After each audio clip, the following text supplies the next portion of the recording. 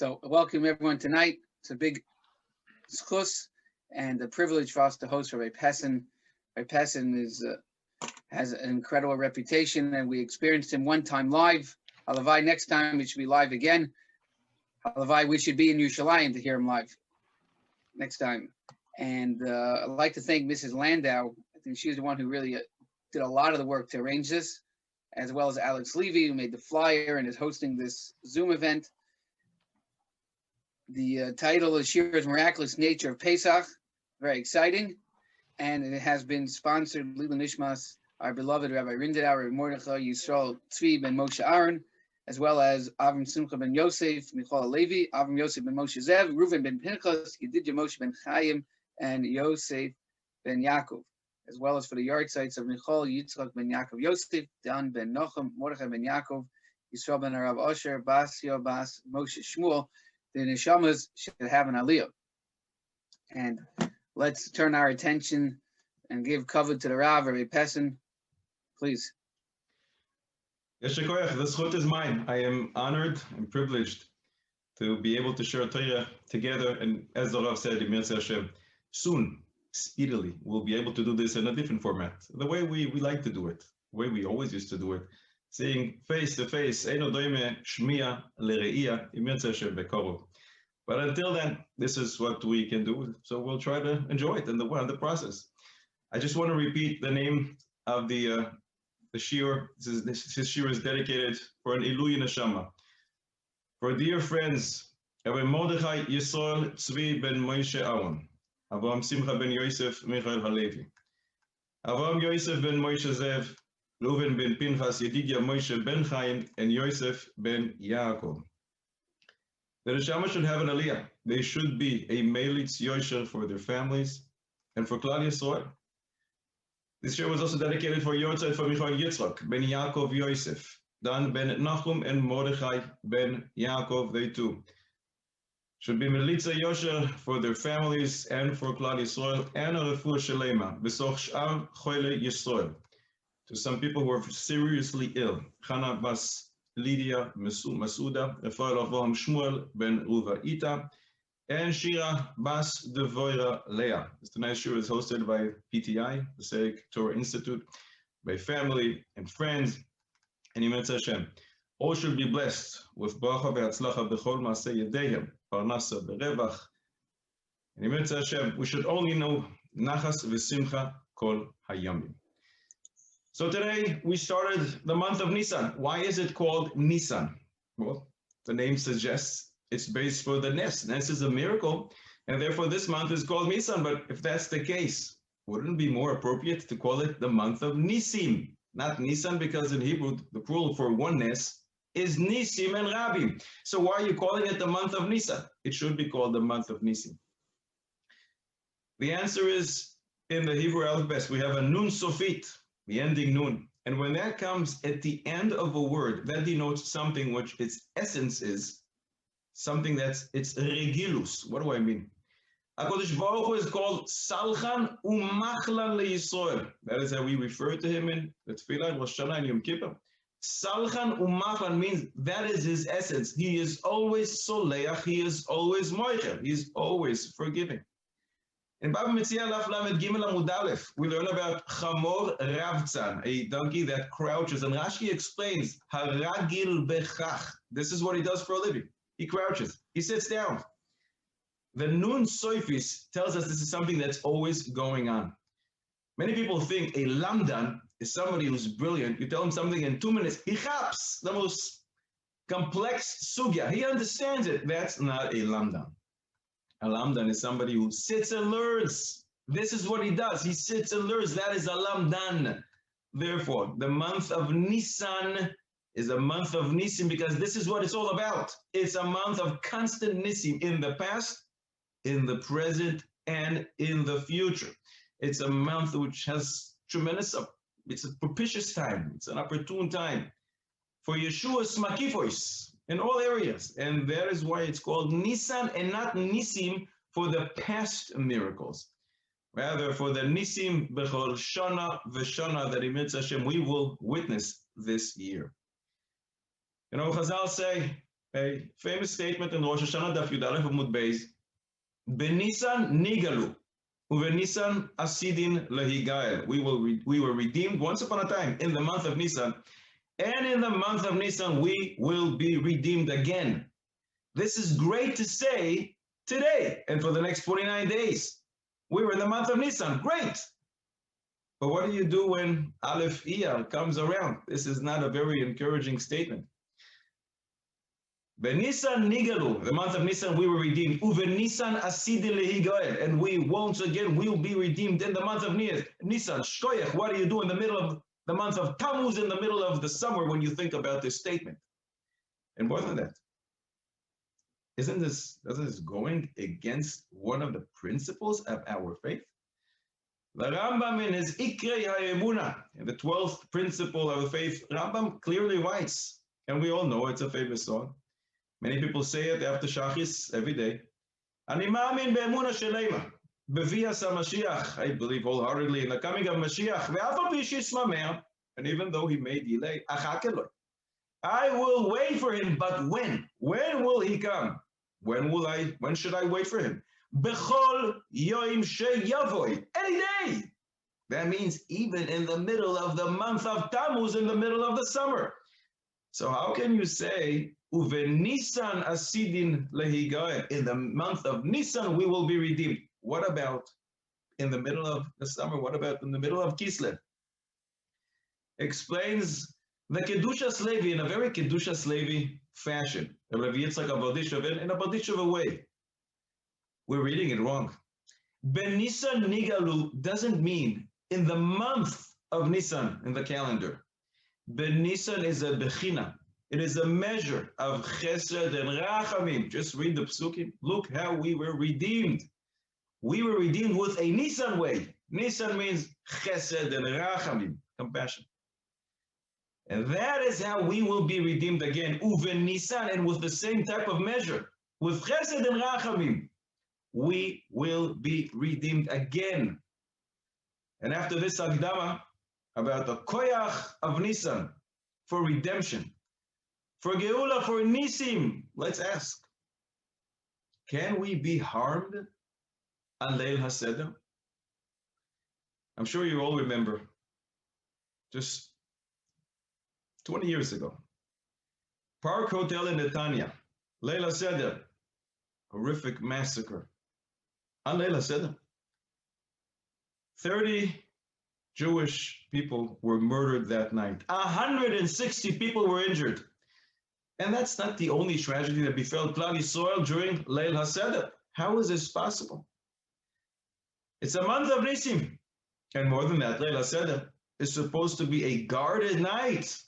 Pasuk says in Parshas Boy, Perek Yud Beis, Pasuk Mem Beis, Leil Shimurim hu la Hashem. Hoitzia me'eretz Mitzrayim hu halayla hazeh la Hashem, Shimurim lechol bnei Yisrael ledoiroisam. The Pasuk says it is a night of anticipation for Hashem, to take them out of the land of Egypt. This night is to Hashem guarding all the children of Israel. And the Pasuk says another word, ledoiroisam, throughout their generations. We are supposed to be protected. How in the world could the massacre occur? There is a very surprising answer in the Mechilta, in the Medrash. Mechilta de Rabbi Shmuel, Masechta de Pesach, Parsha Yudalet. Listen to a language of a Medrash. Shimurim lechol bnei Yisrael ledoiroisam. We always understood that this night is protected. We are guarded. The Medrash doesn't say this. The Medrash says, Magid, this comes to tell you, Shekol Yisrael tzrichin lehishtamer boy. What does it mean, Leil Shimurim? It means we have to protect ourselves throughout the generations, just like the first Pesach, when we were instructed, stay home, don't leave the house. And that's exactly what we always were taught. That's the opposite of what we knew. How does that work? What we were taught, that this night is protected, is also from Divrei Chazal. So what's going on here? Seems like a major contradiction. But the Chidah in Sefer Dvash Lefi brings some Reb Chaim Vital Zatzal. You want it to be guarded? Yes, it is guarded. but only if you read closely what the pasuk says. Lel shimurim hu la Hashem. If you do what you do, all you do for Hashem, it is protected. You're shielded. If you're engaged in Torah, mitzvahs, kedusha, only for HaKadosh Baruch Hu, you're protected.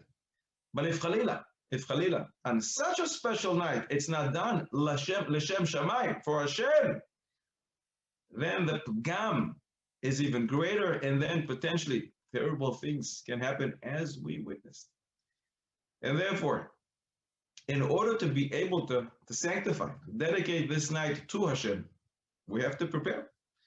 After all, a wise man once said, if you fail to plan, you are planning to fail. So first I want to give you a tip, which I think is essential for Leil HaSeder and for the preparations coming up. We have 2 weeks to go. I've been doing this for many, many years, and I share this with one of Gedolei Yisrael that Baruch Hashem I'm close with. And he started doing this. He does this now with his grandchildren. What am I talking about? I have at home a special suitcase. It's called the Passover Leil HaSeder surprise suitcase.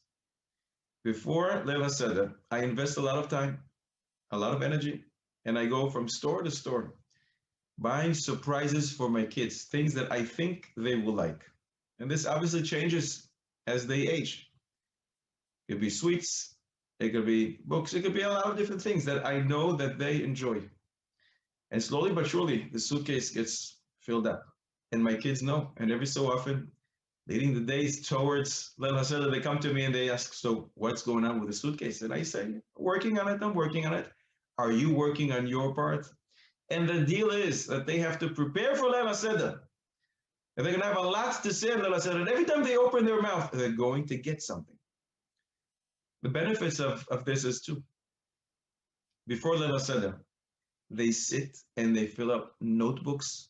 It's just unbelievable how much time they dedicate. They go after sefer after sefer after sefer, opening up more and more and more books. And it's just amazing to see.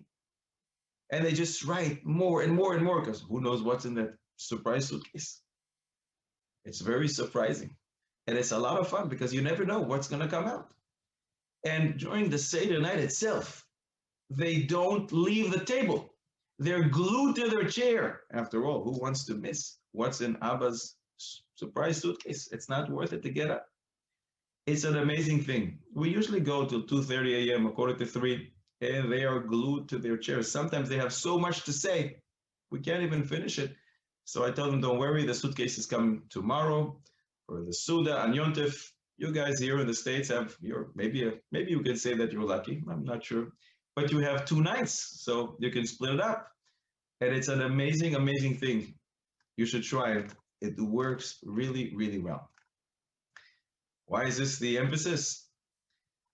In Masechet Shabbos Daf Kuf Yutes Amud Beis, the Gemara says, Rish Lakish teaches us, En ha'olam miskayem ela b'shvil hevel tinoikes shel beis Rabban. The world exists for the Torah study of little kids. And now comes an amazing dialogue between Rav Papa and Abaye.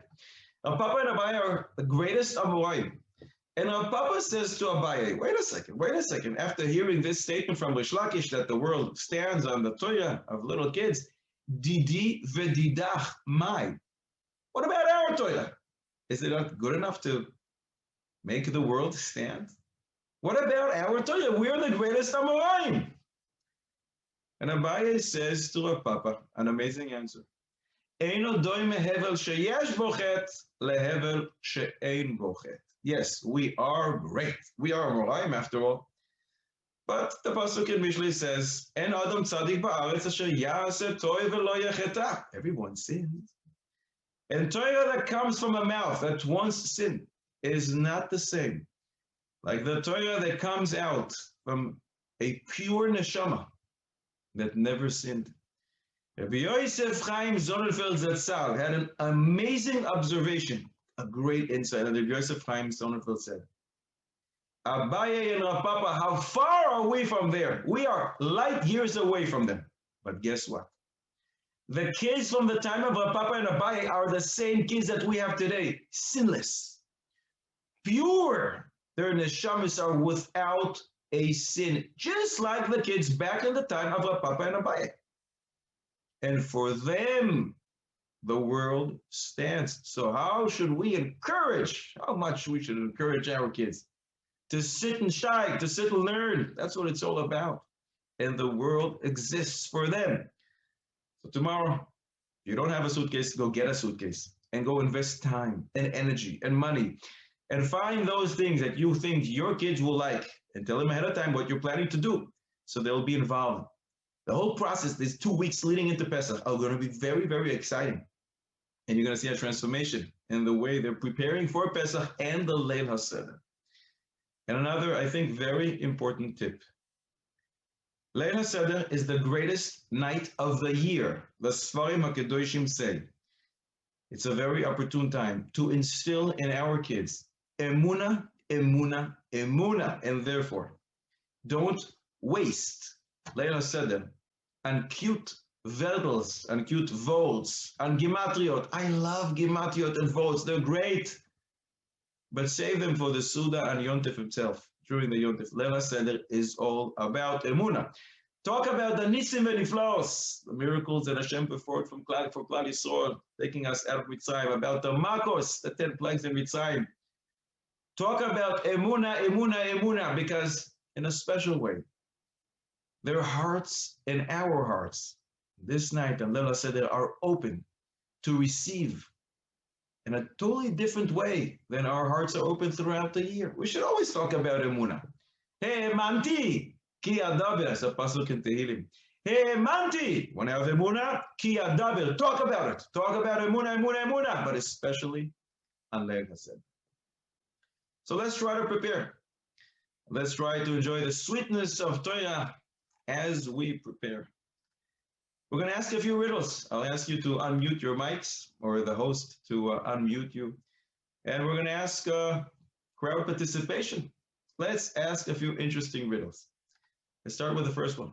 Unfortunately, today, many people are in quarantine, either because they lost their job and they don't have a reason to get out of the house, or because they're not allowed to go out. People are sick. People have to be quarantined for different reasons.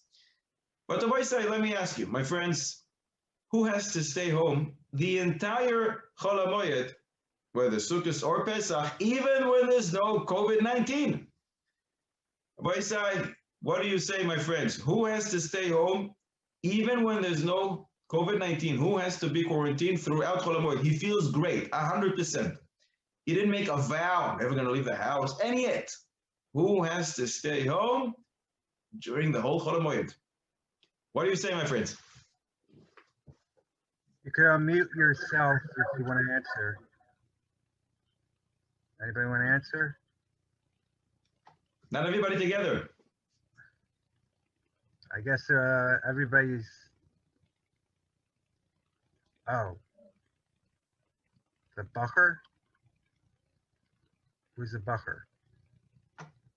Okay. Now, we're going to say the answer. The answer is found in Leket HaKemach of Moshe Chagis in Yoredea Siben Kuf Lamed Ches. On Chol HaMoed, one is not allowed to get a haircut. But there are some reasons why one would get a heter from the Rav, person who was released from jail. Different reasons why a person was not able to get a haircut before Yontif. He is allowed to get a haircut on Chol HaMoed. A person like this, says the Leket HaKemach, who got a heter to get a haircut during Chol HaMoed should stay home. Because people may look at him and say, oh, well, wait a second. If he's allowed to get a haircut, I guess you're really allowed to get a haircut on Chol HaMoed. And this may cause a stumbling block to other people. Therefore, says like a takemach, if you got a heter to get a haircut on Chol HaMoed, stay home. We are right in between Purim and Pesach. So I have a few crumbs left over from Purim. Let's answer a question which is relevant to Purim and to Pesach. And again, please unmute yourself if you think you have the answer or think you have the answer. How is it possible? A very strange question. How is it possible to eat Esther Hamalka, and with that, to fulfill the obligation to eat Maror on Pesach? Let me repeat it because it sounds very strange. How is it possible to eat Esther Hamalka, and by doing so, your yoitze, your obligation, you just fulfilled your obligation to eat Maror on Pesach? Anyone have a clue? I think it talks about it in Megillah, right? That Mordechai said, "Kasher avadati avadati," right?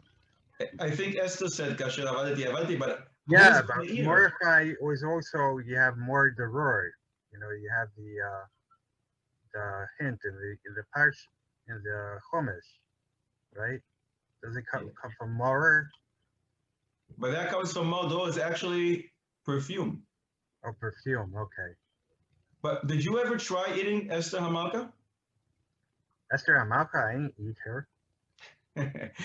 Our question is, how is it possible for one to eat Esther Hamalka and with that to be yoitze eating maror on Pesach? The very surprising answer is found in Meleches Shlomo. Meleches Shlomo is a Rav Ba'adani from Yemen, hundreds of years ago, on the Mishnah and Masechet Psochim Perek Beis Mishnah Vav. The Mishnah counts the 5 different species that one can use for maror. We can use lettuce. The Mishnah says, Tamcha and Charchavina, strange names that we're not familiar with. What is Charchavina? Says the Meleches Shlomo. It's a plant that we, back in Yemen, call Esther Hamalka. And if that's the case, if you eat Charchavina, which is one of the 5 species that you're allowed to eat for maror, which really is called Esther Hamalka, if you eat Esther Hamalka, you're yoitze eating maror on Pesach. Avoisai, another question. It's a little easier. In the Haggadah Shel Pesach, we mentioned names of different places. Can you name 4 different places in Eretz Yisrael, different cities in Eretz Yisrael, which people live in today? 4 different ones in the Haggadah Shel Pesach. What do you say, my friends? Bnei Brak is definitely one. Bnei Brak is 1, and Bnei Brak is easy. We only have 3 to go. Okay, I'll let other people answer the other one. You're kind. Yeah, Anybody else with the answer? Lud. Where is Lud in the Haggadah Shel Pesach?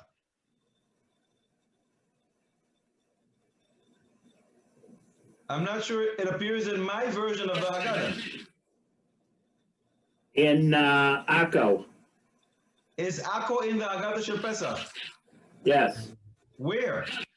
It says one of them was Mesubim in Akko. In Bnei Brak. Are you sure? I think so. Last time I checked. And that was the first answer we got, which is correct. Bnei Brak is one of the 4, but what is the other 3? Yeah, but the story that happened in Bnei Brak also happened in Lud. But in the Haggadah Shel Pesach or in the Gemara? We are looking for 4 places in Eretz Yisrael which appear in the Haggadah Shel Pesach, which we say every year. Looks like Yavne? Yerushalayim, Sabi said. Is Yavne in Haggadah Shel Pesach? No, Yerushalayim. Yerushalayim is, because in benching we say Uvene Yerushalayim. Right. Excellent. But there are 2 more. And these were the 2 easy ones, Bnei Brak and Yerushalayim. In benching, another one.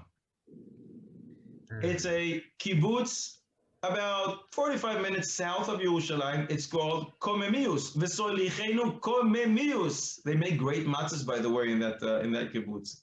And the other one is in Hallel. Rosh Pina. Rosh Pina. Pina. Good job. Up north. So we have 4 places. That's right. We have another riddle. Are you ready for another riddle, Avoisai? And let us say that we have to leave over the flavor, the taste of matzah in our mouths. When is it, other than Leila Seder, that there's an inyan to leave over the flavor of whatever you ate, bread or matzah, in your mouth? You ate a moitzi. Sfardim year-round don't say hamoitzi over matzah. They only say mezonis. Only Leila Seder they do say hamoitzi. But Ashkenazim say hamoitzi both matzah or bread. So let's talk about Ashkenazim or a Sephardi who eats bread. When is there an inyan? Throughout the year, just like in Leila Seder, to leave over the taste of the moitzi, the bread, after the meal. Any idea? Not Sukkot, right? Not necessarily Sukkot, no. Okay. Doesn't have to be a yontif. Hmm. Not with kashrus, basar ben chalav. No. We're talking about people who don't make mistakes. They eat only the right thing at all times, and yet it's a very surprising answer and a very underrated Mishnah Berurah. It appears in the Mishnah Berurah in Siman Kuf Samech Zayin, Seif Kotten Tzadi Zayin, and the Mishnah Berurah brings from the Shloah HaKodesh that a person should always leave over from the slice of the moitzi to the end of the meal in order to have the flavor of the moitzi in his mouth, whatever it is, bread or matzah, whatever you ate. This applies every single time you eat. It can happen 2-3 times a day throughout the year. It's a chiddush, but it's a Mishnah Berurah from the Shloah HaKodesh. The only difference between Pesach is in Pesach you must, and you can't eat anything after. Here, the rest of the year, it's a great idea to do this. It's an inyan, but that is the answer to our question. Let's ask another riddle. 2 more to go. You're doing great. Let's hear another answer here. Listen, there's a Yid who is having chametz in his house on Pesach. The chametz belongs to him. He didn't sell it, and yet he doesn't have to nullify the chametz, even though it's in his house. It's his. He feels great. The doctor didn't tell him to eat chametz. He's not going to eat it. Didn't make any neder, no vows, and yet he doesn't need it to nullify the chametz in his house. Can this be?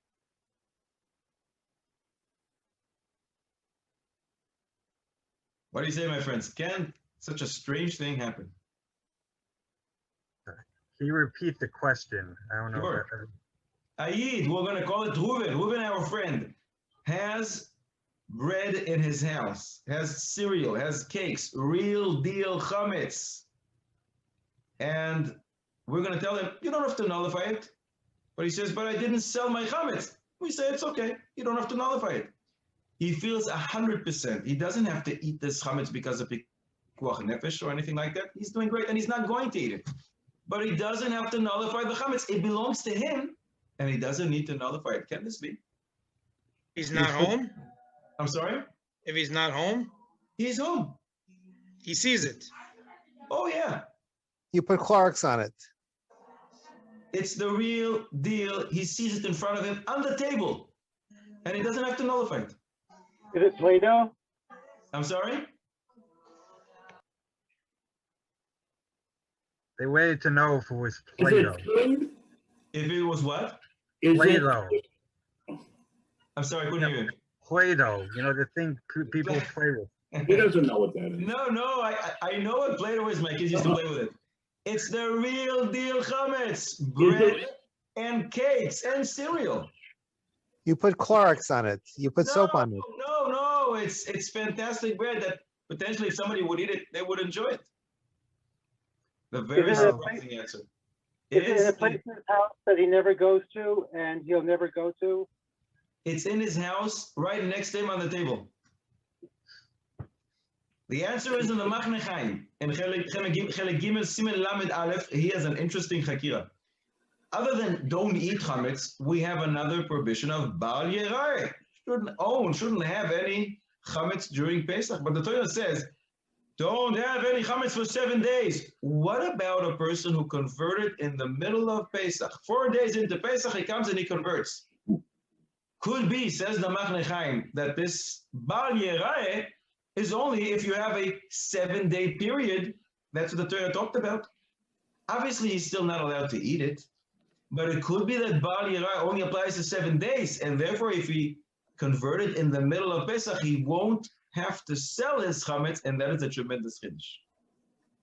And maybe now, even a more amazing chiddush. How is it possible? 6th and final riddle. How can it be that you are allowed to eat chametz on Pesach from the Torah? We're not talking about pikuach nefesh. We're talking about a big amount. Not in a mixture, no Play-Doh, and yet one will be allowed to eat chametz on Pesach from the Torah. Can this ever happen? If they're sick? He is 100% healthy, just had his annual, and the doctor says he's doing great. He's in the middle of the desert and there's no other food. Of course, pikuach nefesh, you must eat it. but he's not in the desert, he's at home, he feels great, and yet min ha-Torah, he's allowed to eat the chametz. Can this be? Maybe it's A Dashan, Hadash, I'm sorry? a it's chola. Hadash.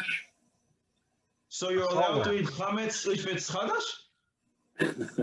After the Torah warned, thou shalt stay away from chametz, it's kares. I'm talking about a chola. I'm sorry? A chola. A choyle, of course, is allowed to, if this is what's going to keep him around, we're going to give him a lot of chametz, but we're talking about a healthy individual.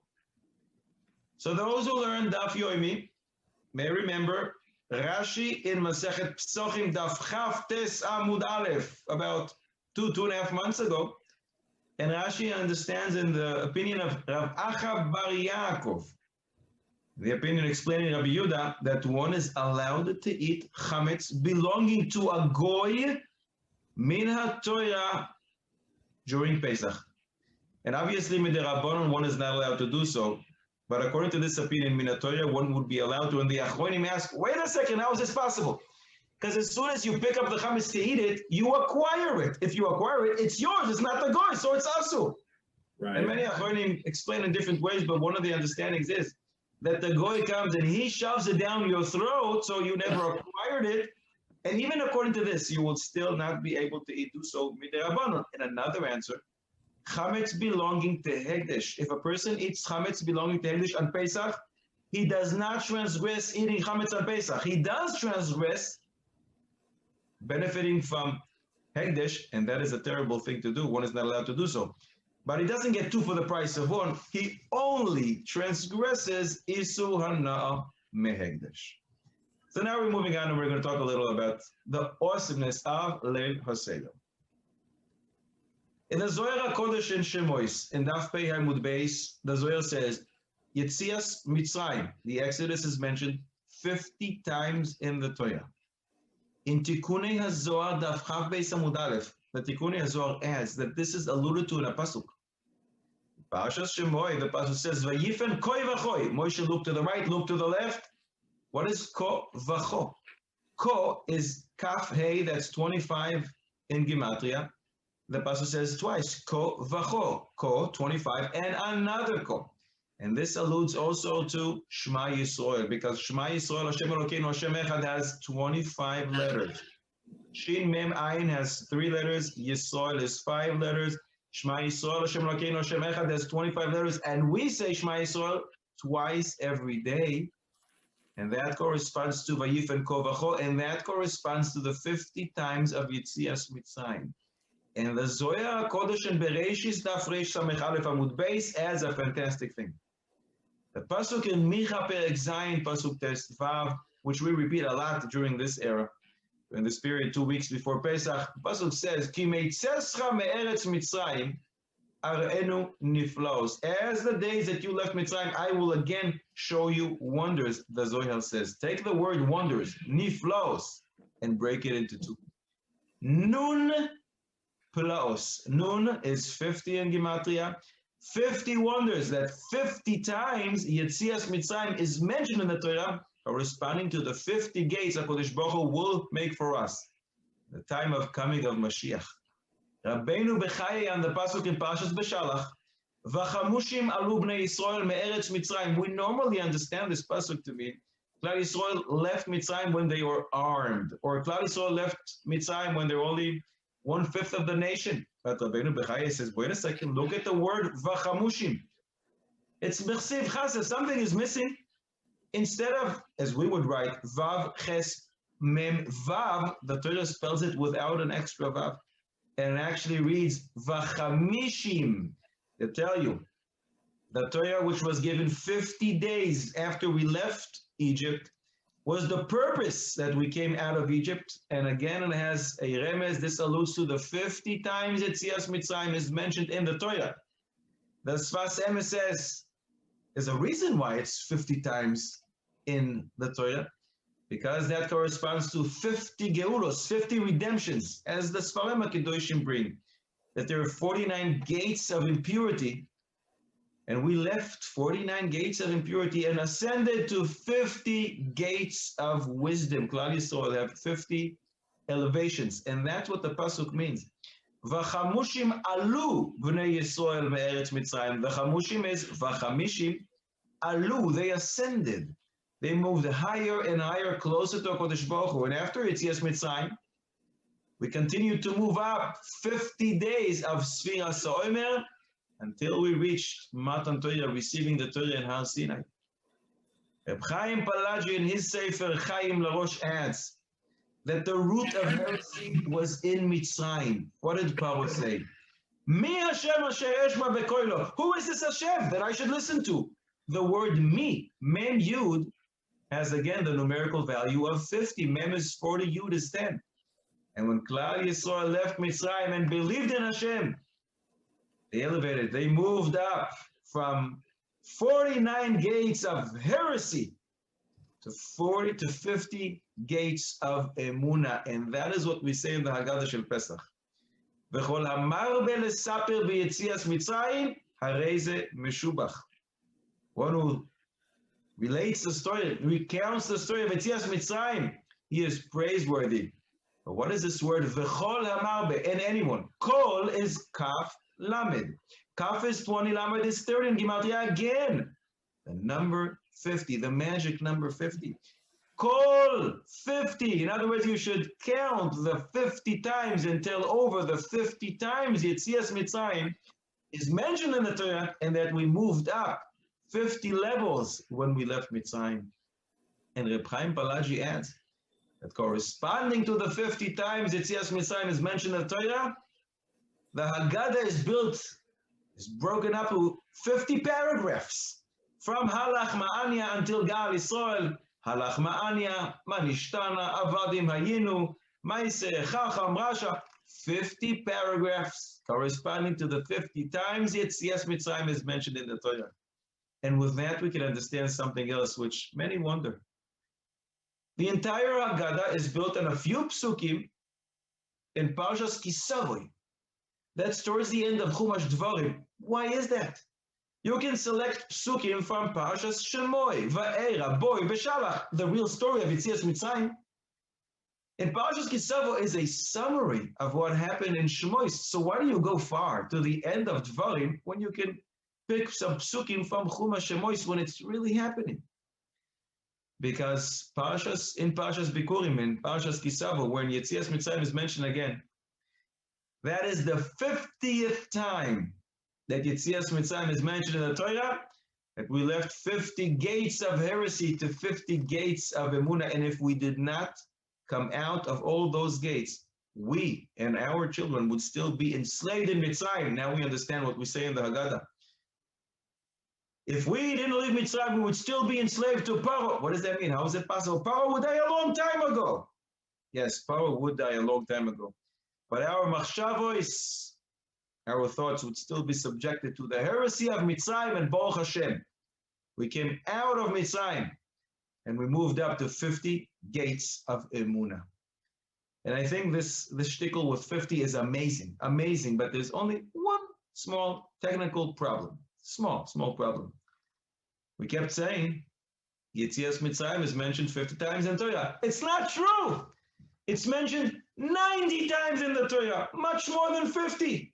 What do we do now? The Gaon Mevilna in Tikunei Hazor, Tikun Lamed Beis says, you're right. Yetzias Mitzrayim is mentioned much more.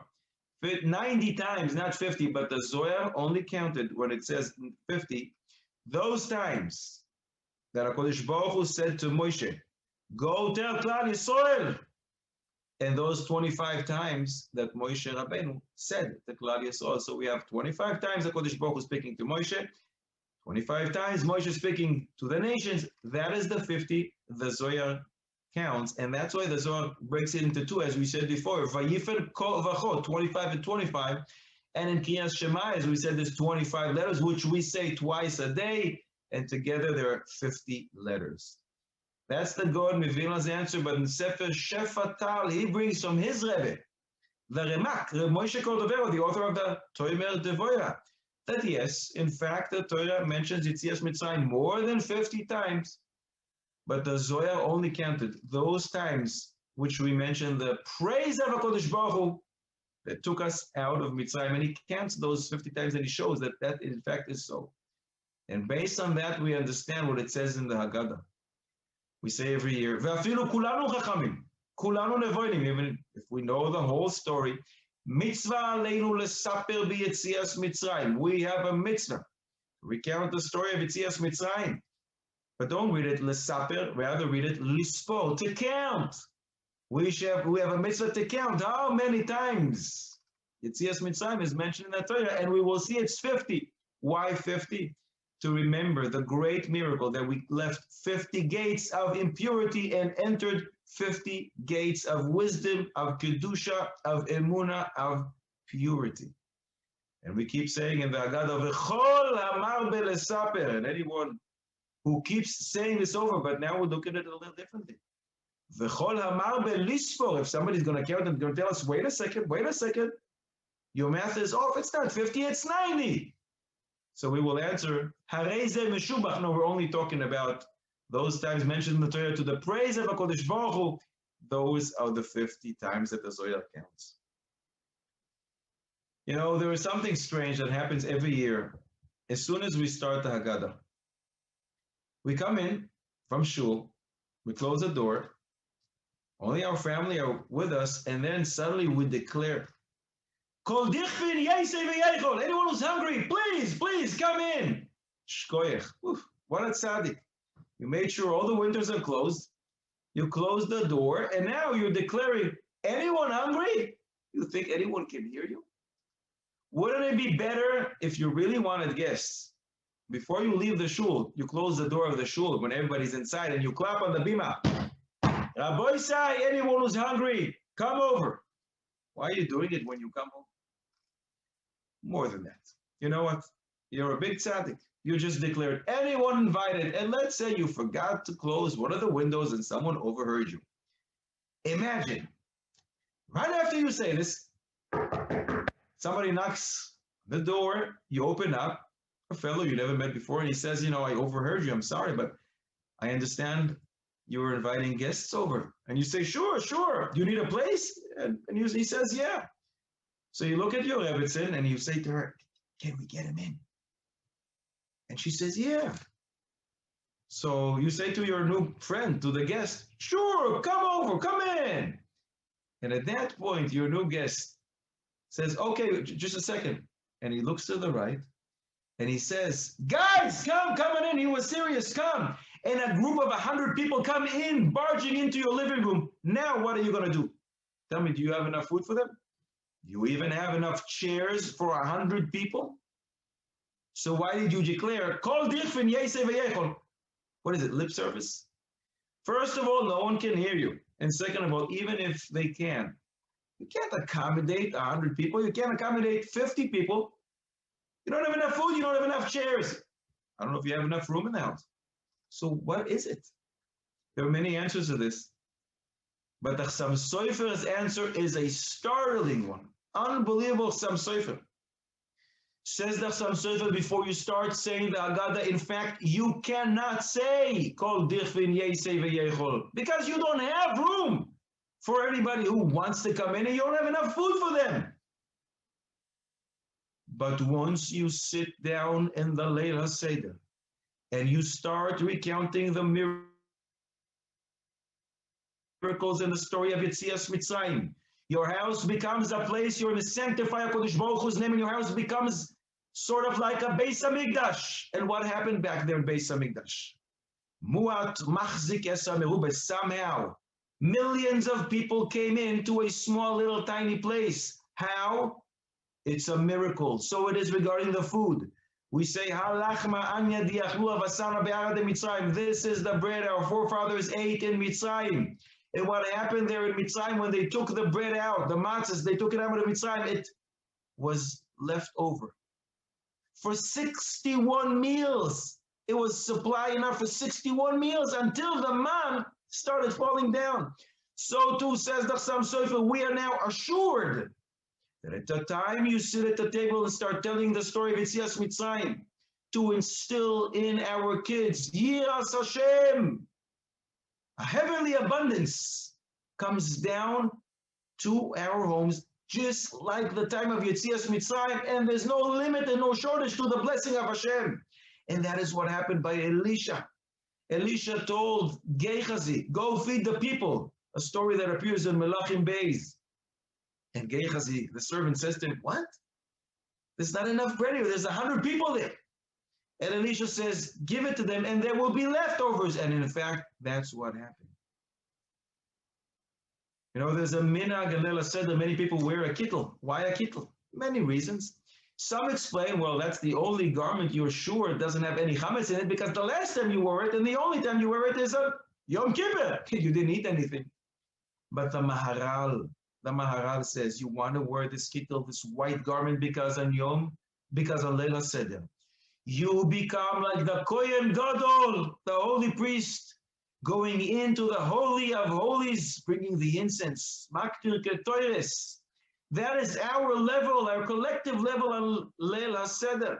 And we must add to this what appears in the Zohar HaKodesh and Shemois Daf Mem Amud Beis. It's brought in many Haggados. Every person who relates the Exodus from Egypt with, and he rejoices when he relates in this account, is destined to rejoice with the divine presence in the world to come. A person who rejoices in his master, Hashem rejoices in his story, but the Zohar continues and says, at that time, Hashem gathers his whole Pamalia, all the Malachim, and he says to them, go and listen to the account that my children are relating and rejoicing in my redemption. At that time, all the angels gather and come and join Klal Yisrael to hear the story and the praise. They rejoice with the joys of the deliverance by their master and come to thank and praise HaKadosh Baruch Hu for all these miracles and mighty deeds, and thank him for the holy nation that he has down here on earth, who rejoices in the joy of their master's deliverance. You understand this? All the angels are coming to see your Leil HaSeder. It comes out that when you're about to perform Leil HaSeder, you must know three things. All the angels from above are coming to your house to hear how you are relating the story of Yetzias Mitzrayim.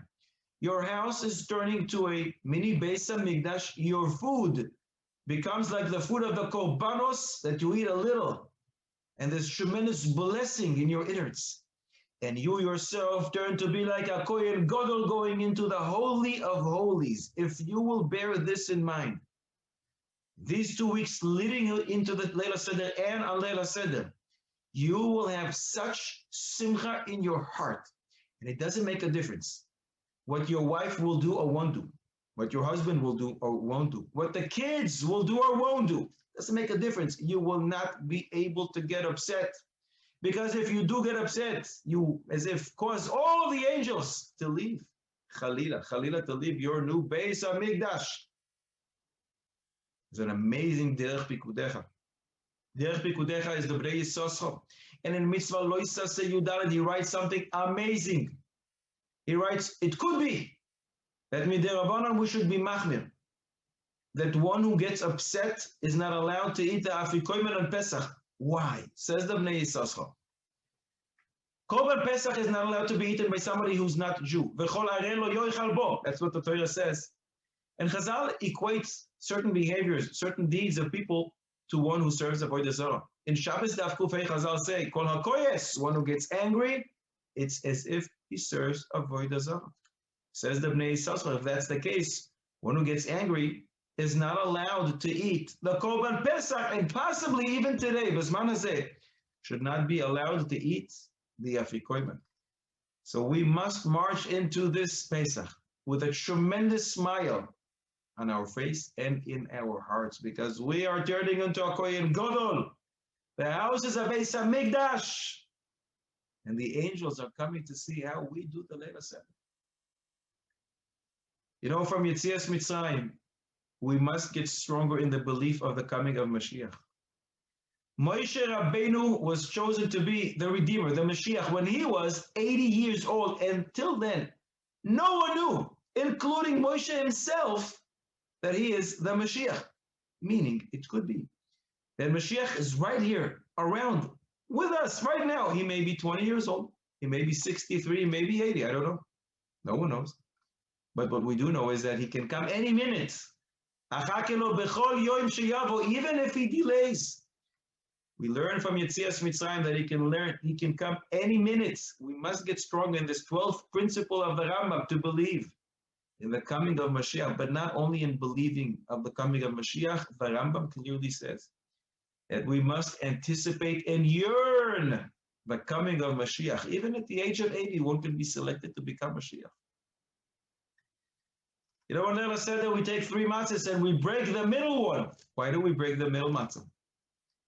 There's an amazing Gemara in Shabbos Daf Peites Amud Beis. The Gemara says in the future, HaKadosh Baruch Hu goes to Avraham Avinu and says to him, Banecha chatuli, your sons have sinned to me. And Avraham Avinu says, well, Yimachu al kedushas shemecha, let them be erased for the sanctity of your name. Wow. Not what we would expect.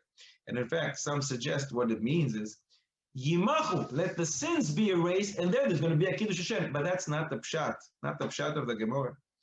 So the Gemara continues, and the Kodesh Baruch Hu says, well, maybe I should go to Yaakov. He had Tzar Gidul Banim. Maybe he's going to show some compassion on Klal Yisrael, and he says the same thing to Yaakov Avinu. Banecha chatuli, your sons have sinned to me.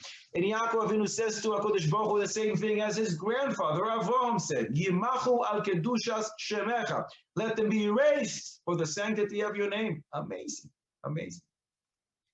So HaKadosh Baruch Hu says, wow, well, the grandfather Avraham is not helping me. The grandson Yaakov is not, so let me go to Yitzchak. And HaKadosh Baruch Hu turns to Yitzchak and says, Yitzchak, Banecha chatuli, your sons have sinned to me. And Yitzchak says, whoa, wait a second. You're calling them my sons?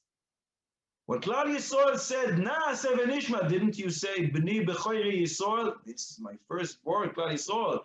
And now, Kodesh Baruch Hu, you're calling them my sons? You call them your sons. But more than that, says Yitzchak Avinu to Kodesh Baruch Hu, let's do some math. How long does a person live? The Pasuk in Tehillim says, Yemesh noseinu b'hem shivim shana. One lives 70 years. HaKadosh Baruch Hu, you don't punish up to the age of 20, so we're only talking about 50 years. Out of those 50 years, half is night, so we're only talking about 25 years.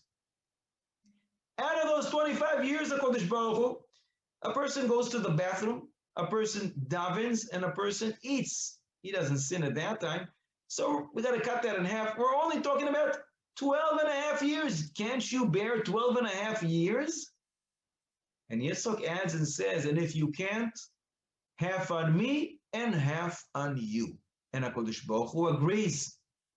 Perhaps that is why we break the middle matzah, because we know the 3 matzahs correspond to Avraham, Yitzchak, and Yaakov. So the middle matzah is the matzah of Yitzchak Avinu.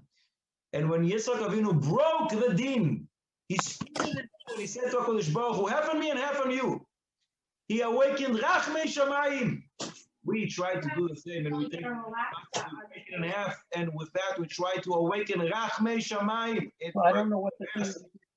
We try to do it again, to invoke Rachmei Shamayim, so it should work again. But there is another observation in this. The message that we learn from Yitzchak Avinu is Palga alayu, palga alecha, half on me and half on you. This is in most houses a precious time. It's precious, but there's also a lot of pressure, tense. Every year it's like this, and this year perhaps even more. And we must help at home. Husbands must help their wives, whether it's taking care of the kids, cleaning, shopping, whatever it is. And even if the wife wants you out of the kitchen, well, you even have to accommodate her when she says that. If that's what she wants, you have to do it. We are commanded to walk in the path of HaKadosh Baruch Hu, and just like HaKadosh Baruch Hu shares the burden and takes half on himself, you too take half on yourself. We have a rule. We must walk in the path of HaKadosh Baruch Hu, emulate HaKadosh Baruch Hu, Mahu Afata, just like him, we should do the same. He took half on himself, we do the same.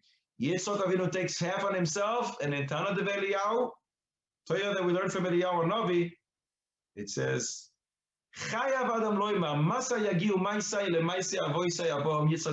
One must say, when will my deeds reach those of my forefathers, Abraham, Yitzchak, and Yaakov? So we must take half on ourselves and help at home. You know, there's an amazing sefer called Alai Merorois. It's a pasuk from Iyov Perek Yud Gimel pasuk Chavav. On me all the bitterness has passed. What does this mean? Reb Moshe Aronson was a Holocaust survivor. He spent 6 years and he wrote like a diary. Later on, he published it as a sefer. Then, Baruch Hashem, he was zeicher to get out of there. He came to Eretz Yisrael, to Petach Tikva, and he was a rav there for many years. It's a fascinating sefer. And in this sefer, at one point, he writes that in March 1942, to the Goyish account, Chodesh Adar Tafshin Beis, many people still believed that the Nazis were taking them to working camps. They're just going to work. It's a working camps. But then they started realizing what it really is. And when he realized, he wrote a letter to his Rebbe. His Rebbe was the third Rebbe in the Sochachova dynasty. The first one was the Avrei Nezer, then the Shem Shmuel, then the Chasdei David, Reb David Bernstein. And he writes him in a letter what he found out, but he couldn't write it in a clear way because the Nazis, Yamach Shemam, who knows what they would do to him, so he wrote it in a code. He wrote, you know, Aunt Esther from Megillah Street, Building 7, Apartment 4, came to visit. He was suggesting, go look in Megillah Esther, 7th chapter, 4th verse, where it says, for we have been sold, I and my people, said Esther, to be destroyed, to be slain, and to perish. The Rebbe, the Chasdei David, writes him a letter back. He's also using codes, and he writes him, you know, Aunt Esther really likes when you play the piece from our grandfather. You should play the piece that our grandfather wrote, the 23rd piece, the 4th segment. He was alluding to our grandfather, David HaMelech, who wrote Tehillim. And the 23rd piece, the 23rd chapter, verse 4, the pasuk says, Gam ki elech begeitz al maves, even if I walk in the shadow of death, lo irara, I will not fear. But why? Ki ato imadi, because you are with me, HaKadosh Baruch Hu. And he says, we kept looking at this letter all those years, and it gave us tremendous chizuk. Lo irara, I will not fear, ki ata imadi, because you are with me. The pasuk continues and says, Shivtecha u'mishantecha, hey mayenachamoni, staff and your rod, they give me comfort. So we understand, oh, mishantecha gives me comfort, but your rod with which you hit me, that gives comfort. How exactly? When you realize that there are 7.6 billion people all over the world, all kinds of galaxies, there's so many things going on around us, and HaKadosh Baruch Hu, as if stopped everything and gives you what you need for your avodas Hashem, for your service of Hashem to grow, to get closer to HaKadosh Baruch Hu. Yes, even the rod of HaKadosh Baruch Hu gives us comfort because we understand this is what I need right now. Otherwise, I wouldn't receive it. During these days, I think we all have to get strong with this 23rd piece, 4th segment of our collective grandfather, David HaMelech. There's so much suffering around, so much loss. During this year, we saw so many tragedies. So many people lost their parnasa. Gam ki elech begeitz al maves, even if I walk in the shadow of death, lo irara, I will not fear. Why? Ki ata imadi, because you, Hashem, are with me at all times. You must remember, Corona spelled in Hebrew, Kuf Vav Reish Vav Nun Hey, has a numerical value of 367. Refaeni Hashem, Hashem heal me, has the same numerical value, 367. We've been waiting a long time for Mashiach, a very, very long time, Mashiach. What is causing his delay? Can it be that our requests for Mashiach to come is holding him back? What do I mean? Twice every year, a Yid says, L'shana haba b'Yerushalayim v'abnuya, at the end of Yom Kippur, at the end of Leil HaSeder. So what happens there? Behind the scenes, let's go up. to the heavens and see what goes on there. During the month of Elul, do some introspection. We get closer to Kodesh Baruch Hu, then we spend a lot of time in Shul and Rosh Hashanah. 10 days of awe, and then Yom Kippur, we're like angels. We don't eat, we don't drink. We stand and daven the entire day. And they upstairs are preparing to send Mashiach. Klal Yisrael has changed. We did Shuvah. We were like angels. And then suddenly we all start singing. We all start singing Leshana Haba B'Yerushalayim. Leshana Haba next year? Next year? Yes, well, listen, this week I'm very busy. I have a very important meeting with a new client. I have vacation in Sukkot, so we go with the whole family to a hotel. Leshana Haba next year with Mashiach Tzidkenu, not now. So up there in Shamayim, they delay the coming of Mashiach. They wanted to send it, but they heard Klal Yisrael say, not now. Leshana Haba. So then 6 months passed, and the month of Nisan comes around, and all Yidden burn their chametz. And all the Sfarim HaKadoshim say that chametz alludes to Yetzer Hara. We clean really well. We brush, we scrub. There's no more Yetzer Hara. And Nisan is the time of tshuva out of love, not out of fear. Elul is a time of fear, Judgment Day. But Leila Seder, we all wear kittel, white, just like angels. We did tshuva me'ava, and in Shamayim they decide, yes, we're going to send them Mashiach Tzidkenu. But again, at the end of Leila Seder, you bear to finish the Agad and you start all singing, Leshana Haba B'Yerushalayim. Leshana Haba B'Yerushalayim next year? Well, I have a lot of things this week. I have a lot of business meetings, trips. I already have tickets flying to Europe, maybe to Eretz Yisrael, Kivrei Tzadikim. I'm going in the summer. Leshana Haba. So what does this mean? Why do we sing it this way? What does it mean, these words, Leshana Haba B'Yerushalayim Abnuya? It means, let Mashiach Tzidkenu come today. And next year, Leshana Haba, when we will be celebrating the same festival, we will be doing it in a totally different manner with Mashiach Tzidkenu after spending a whole year with him. We still have time to daven. Beseech HaKadosh Baruch Hu that Mashiach Tzidkenu will come and we'll be able to celebrate with Mashiach this coming Pesach. To eat from the Korbanos, Korban Pesach, Korban Shlamim, in Yerushalayim, in Kedusha, with Tahara. I want to share with you one last story, a very moving story. Every time I say it over, I am moved. There was an old man in Bnei Brak. His name was Shlomo Reichenberg. He recently passed away, very old, and he was a Holocaust survivor. And Shlomo Reichenberg said that he entered hell, that we call the Holocaust, when he was 16 years old. There were 3,000 people in the camp. 10 guys would sleep on one wooden plank. And at one point, he said, this guy grabbed him and started beating him up, literally breaking him to pieces. He was bleeding, and he looks at this guy and says, what do you want from me? Who are you? I don't know you. I never did anything to you. Why are you doing this to me? And this guy says to him, oh, you're going to find out what you did. Come with me to barracks number 10. And in barracks number 10 was an old Jewish fellow, and he served as if like the judge of the camp. If 2 people would fight, they would come to him and he would be the arbitrator. He would be the judge as if. So they come to him, and young Shlomo Reichenberg, 16 years old, looks at this judge and says, look what he did to me. And he's all bleeding. And he says to him, why did you do this to him? And he says, what do you mean why? Because I saw Shlomo Reichenberg smile today, not once, twice. So the judge says, so what? What is not allowed to smile? And this fellow says, we are starving to death. When you're starving, you don't have enough koyach to smile. So how is it possible that Shlomo Reichenberg smiled? That means he's not starving to death. But wait a second. The Nazis, Yemach Shemam, didn't give an ounce extra. Didn't give 1 crumb extra of food. So how is it possible that he is not starving and he has koyach to smile? It must be that he's cooperating with the Nazis and therefore they gave him some food, some extra food. He is snitching on us.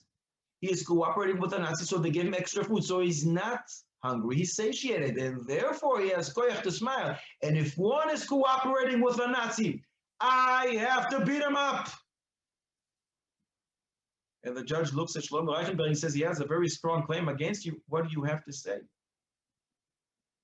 And Shlomo Reichenberg says to him, I'll share with you. A few months ago, I was able to smuggle into the camp, along with a few friends, a pair of tefillin. And every single day I put the tefillin on, and not even one day did I miss since the time we brought him into the camp. And throughout the day, sometimes I'll think about it, and I think about the dedication, the Mesirus Nefesh to HaKadosh Baruch Hu. I think about the fact that I am able to beat the Satan himself in his house, and that gives me so much simcha, and I smile to myself. So no, I don't cooperate with the Nazis. I try to cooperate with HaKadosh Baruch Hu. They keep telling us in the media, if you buy this item, you will have happiness. If you go this way, if you go to this vacation, if you go here, if you go there, then you'll truly know simcha in your heart. That is a lie. And as we age, we all know it. The only true simcha, the only everlasting simcha, eternal simcha, is when we are connected to HaKadosh Baruch Hu, when we are connected to His Torah, we are connected to His mitzvahs, when we are connected to each other, doing good deeds, helping each other. That is true simcha, being connected to HaKadosh Baruch Hu. It's an everlasting simcha, and you just can't stop smiling. Mitzvah Hashem, for the merit of connecting on a higher level to HaKadosh Baruch Hu, to His Torah, to His mitzvahs, to one another, we will merit this Pesach to be in Yerushalayim HaKodesh, along with Mashiach Tzidkenu, celebrating, all of us, holding hands, dancing in front of Beis HaMikdash, Mitzvah Hashem, Bekorov B'yameinu, Amen V'Amen. Amen. Thank you so much, Rabbi Pessin. Wow. Okay, we have to have you back much sooner than next year. In Mitzvah Hashem, we're going to have you back in Eretz Yisrael, so I'm not going to have to come here. Amen. Actually, Rabbi, can you give us a general bracha for all of us? Chazal say in Brachos Daf Zayin, don't let a bracha of a simpleton be unimportant in your eyes. So I bless you in Mitzvah Hashem that you should have bracha ve'atzlacha in everything you do, in all your endeavors. You should be zoichet to be mekadesh Shem Shamayim Barabim, and you should have plenty of parnasa. You should have hatzlacha beruchnius and begashmius, and you should be zoichet to be mekadesh Shem Shamayim in all your deeds.